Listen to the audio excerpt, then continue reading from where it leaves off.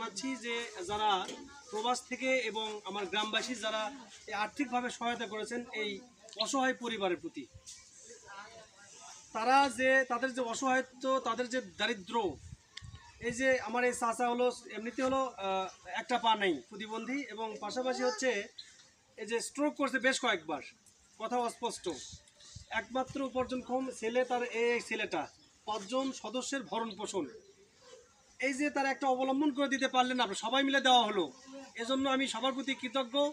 এবং হচ্ছে এই পরিবারের প্রতি যে ভালোবাসা দেখালেন, আমাদেরও অনেক ভালোবাসা থাকবে। তবে শাকিলের প্রতি আমার একটা কথা থাকবে, দাবি থাকবে, যে সেটা হচ্ছে কখনোই পিতা মাতার যেন অসম্মান না হয়। তোর বাবের কারণেই তুই আজকে এই জিনিসটা পাইলি। এই যে একটা ইজি বাইক, দাম কিন্তু কম না, নতুন একটা ইজি বাইক, দাম কিন্তু কম না। এই যে উপহার সবাই মিলে আমরা দেওয়া হলো, বাবা মায়ের সাথে ভালো আচরণ করবি, এবং হচ্ছে প্রত্যেকটা মানুষের প্রতি মানবিক মানুষ হই ভাই, মানবিক মানুষ হতে হবে, মানুষের প্রতি সহায়তার হাত বাড়াতে হবে, ঠিক আছে? কোনো মানুষ যেন বলতে পারে না এই ছেলেটা হচ্ছে মন্দ। হ্যাঁ, ঠিক আছে, সবার প্রতি শুভকামনা, সবাই ভালো থাকবেন, শাকিল চাচা সবাই যেন ভালো থাকে। খোদা হাফেজ।